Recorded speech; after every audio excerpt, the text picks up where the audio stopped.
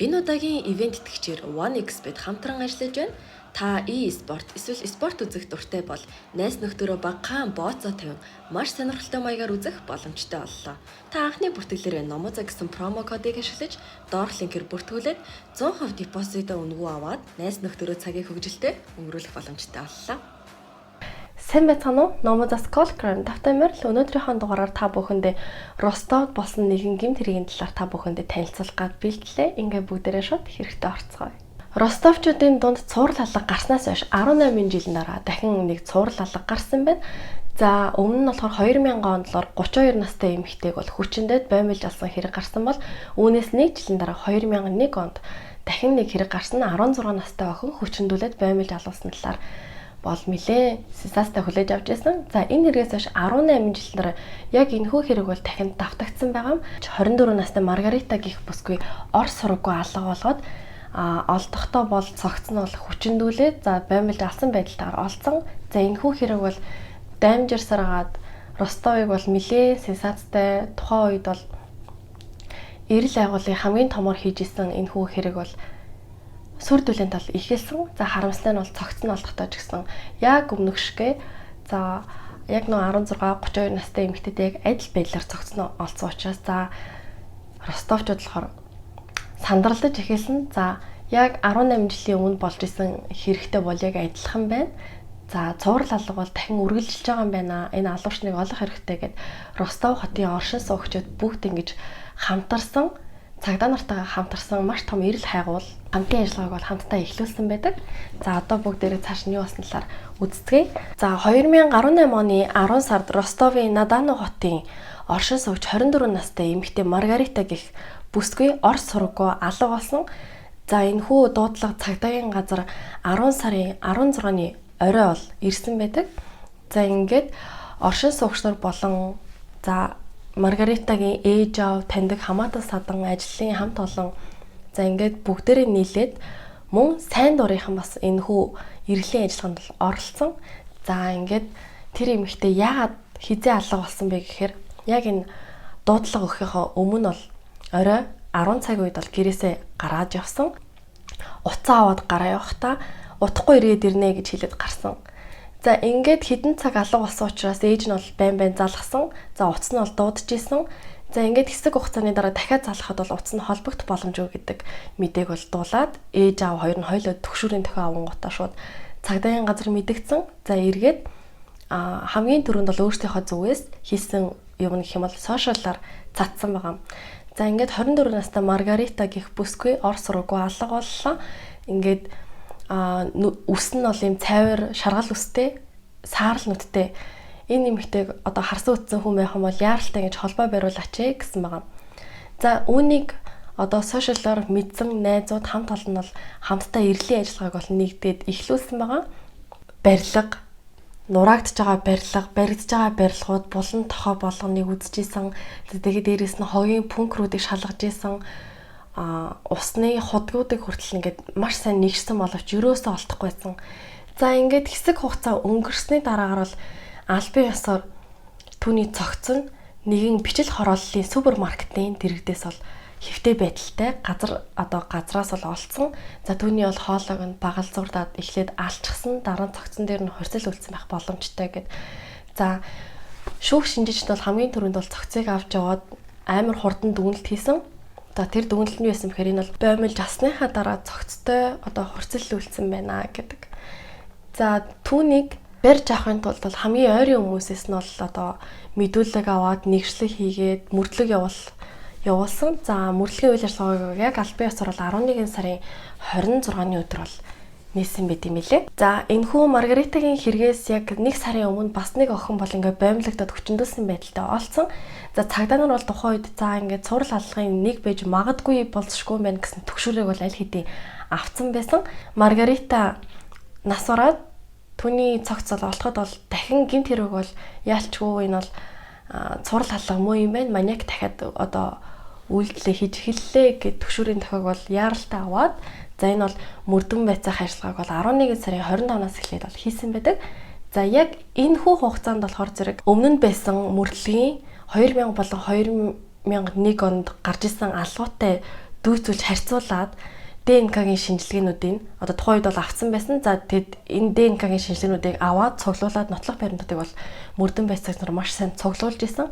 За хэн байх боломжтой вэ? Одоо хэдэн настай хүн байх боломжтой вэ гэж явсаар хагаад 37 настай оршин суугч Давид Сарабашин гэх нь бол одоо ДНК-гийн шинжилгээр бол тогтоогдсон байна. За 2000 онд бол тэр военны цэргийн ангид алба хаж исэн. За тэгж явцдаа хоёр газар урд нь гэмт хэрэг хийж исэн байгаа байхгүй юу? За Огонов, Лениновын бежэр уучлаарай. Огонов, Лениновын гэдэг хоёр газар бол хэрцгий аллага үйлдээд за гэмт хэрэгтнэр бол тэрээр сэжиглэгдэжсэн ч гэсэн яг нотлох баримт цагдаа нарт байгаагүй ч бас бол тэр хэргийг бол зогсоосон, бас түүнийг суллаад явуулчихсан. Ингээд дахиад 6 сарын дараа буюу алба хааж хугацаанд дахиад нэг гэмт хэрэг хийсэн нь харуулт гараад бууж байхдаа нэг эмэгтэйг зугаалж байгааг бол харсан юм байна. За тэр эмэгтэй дээр явж очихоос өмнө ингээд том чулуу барьж очиж жагаад ардаас нь шууд ингээд цохиж унгаагаад хурцл үлдээд тэгээ түүний боомлоод алаад тэгэд ингээд хогийн бункернүүдийн ингээд доогуур ингээд хийцэн. Тэгээ дээрээс нь амар хог оволчихсон. За энэ хэрэгэн дээр бол бас ямар ч одоо нөө юу байгаагүй, нотлох баримт байгаагүй учраас бол цагдаа нар бас сэжиглээд түүний ДНК-г аваад өнгөрсөн юм байна. За ингээд тухайн үедээ бол яг энэ хоёр дахь удаа сэжиглэж байгаа учраас энэ дээр хэрэг нэг хэрэгтэй юм байна. Одоо энэ хүний түүхийг тэмдэглэл дээр ингээд бичиж үлдээе гэд яг тухайн үед бол цагдаа нар тийм ажиллагааг бол хийсэн нь яг энэ 18 жилийн дараа яг энэ амар хэрэг болсон. Ингээд 2001 болон 2001 оны 11-р сар, 2003 оны 7-р сард за Ростов-на-Дону хотын Мясниковский дүүргийн Лениновын тусган болон Малиновскийн гудамжинд байхдаа 16 настай нөгөө охиныг бол хүчндээд хөнөөжсэн. Тэр охинтой бол уулздаг. За дараа нь 41 настай охиныг бол яг үүнтэй адилаар хүчндээд боомлж асан байсан. За ингээд Оросын мөрдөн байцаагч нар бол түүнийг хараа хяналтандаа ер нь бол авчихсан байсан. За эдгээр гэмт хэрэгүүдийн дараа бол тэрээр тайвшраа. За яг энэ дараагийн алга дээр нь одоо барий. Тэр алга хийхээс өмнө барий гэж бодсон боловч ямар ч нотлох баримт байхгүй байсан учраас цагдаа нар юу ч хийх ямар ч аргагүй байсан. За дандаа түүнийг суллаад тавьж явуулчихсан. Тэр одоо гэмт хэрэгтэн одоо маниак сэтгэл нь жоохон тайвширсан уу, уужирсан уу гэмээр ямар ч алга дахиж бол түүнээс үлдээгүй. Ямар ч одоо хэрэг орооцолтоогүй. За дахиад цагдаагийн газар бол дахиж ерөөс очоогүй юм байна. За тэрээр байтугай хүүхэдтэй болоод үлгэр жишиж гэр бүл одоо болсон. За ингээд одоо хотхондоо гэх юм уу яг тэр бичил хороолдоо нилээн одоо алдартай нилээн ингээд айгүй сайн аавын дүрэсгдэг, айгүй сайн ханийн дүрэсгдэг. Ер нь бол айгүй гоё гэр бүл гэдгээрээ тэд нар бол ингээд нилээн алдартай болсон байсан үлгэр жишиж гэр бүл. За ингээд хинч бол түүнийг бол иймэрхүү хэрэг хийнэ гэж бол ерөөсөө бодоогүй. За ингээд 2015 онд бол дахиад нэг 29 настай эмэгтэй бол хүчнэх гэж завцсан байна. За мэдээж тэр бол маш удаан твчсэн. Одоо тэр өөрийнхөө гаж зуршлыг гэх юм уу, гаж сонирхлыг айгүй удаан твчиж чад 2015 онд 29 настай охиныг одоо хүүхнийг хүчнэх гэж оролцож агаад за нөгөөх нь бол мэдээж нилээн ширүүн эмэгтэй байж таарсан. За нилээн чанга ойрлоод тэрнтэй нилээн ноцолтоод зодолцсон байгаа юм. За ингээд тэр гүйчж цагдаа нарт бүр тэр залууг ингээд авчиж өгсөн заяа маниакийг авчиж ингээд барьж өгсөн. За тэгээд яг тэр үед нь ингээд хавцд хэрэг цагдаа нар нээгээд бас зүгээр тавиад суллаж явуулчихсан. Яа тэр энэ дээр ямар нэг хүн гимтээгүй, бэртээгүй, хүчнэх гэж зүгээр завцсан гэд торгоод өнгөрөөж явуулчихсан.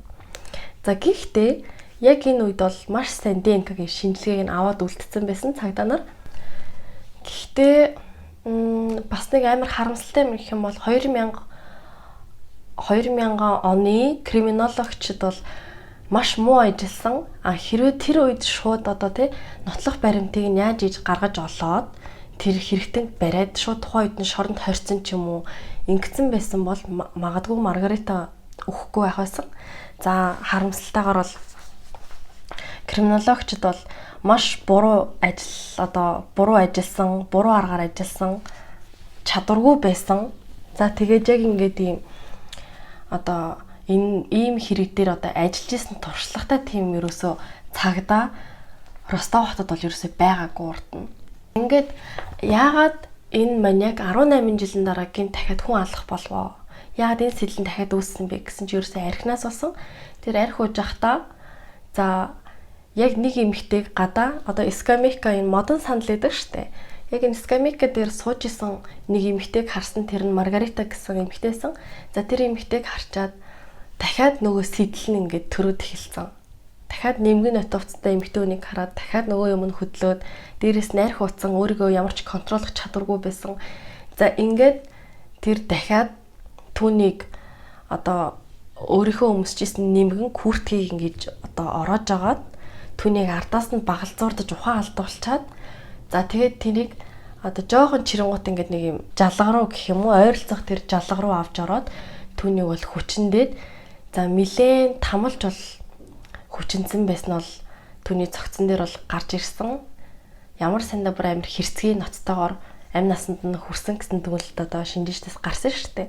Байцаалтын үеэр болохоор тэр Дэвид хэлж л байгаа юм л да. Би Маргаритагийн амийг яаж хөнөөхөө одоо ингээ та нарт ярьж өгье бүр ингээ харуулъя гэд ингээ цагдаа нарт дагуулчиж харуулад за охиныг бол ухаалсныхан дараа маньяг түүнийг тэр одоо санал дээрээс одоо газрын нөхрөө чирээд хүчирхийлсэн, хүчинцэн. За энэ удаад бол охин амьд байх байсан ч гэсэн одоо өөрөө бол амьд үлдэх хүсээгүй. За гэхдээ ер нь бол ингээ хүчиндээ дуусныхан дараа бол тэр бол амьд байсан юм байна. За тэгээд энэ бол магадгүй намайг барьж өгөхөөр ямар нэг юм ярих байх гэж бодоод түүнийг бол маш хүчтэй толгоор үн цогсон, чулуугаар цогсон. За ингээд түүний амийг хөнөөчихсөн. За ингээд түүний хүчирхийлснийхаа дараа дахиад одоо хажууд дахь тэр дэлгүүрээс нь ороод арх аваад уусан гэж байгаа. Амар байгаа зүтэй ингээд зүгээр хүнийг хүчиндчээд дахиад дээрэс нь хүнийг бүр ингээд алсныхаа дараа дэлгүүрлөө хаяг хажууд дахь дэлгүүрлөө нь оронгуудаа зүгээр ороод арх аваад уусан ч гэсэн бүр ингээд бүр ягаад ч юм эрүүл биш байгаа байхгүй юу? Ууг нь бол тэгсэн чинь мөрдөн байцаах ажиллагаа бол жил гаруй урт хугацаанд бол үргэлжилсэн. Түүний нотлох баримтуудыг цуглуулах, тэгээд дээрэс нь яг энэ хүн үнэхээр мөн үү биш үү гэд айгүй олон эргэлзээ төрүүлэх юмуд байсан. Яагаад тэгэхээр нэг эмэгтэй гарч ирээд одоо түүний экс нь одоо Маргаритагийн экс нь одоо наад аллагт чинь бас давхар оролцсон. Би бүр ингэж харсан гэдэг юм мэдүүлэг өгөө түүний одоо эксийг нь хүртэл ингэж шалгаад маш олон удаа ингээд ДНК-гийн шинжилгээ аваад шалгасан боловч бол ерөөсөө биш байсан.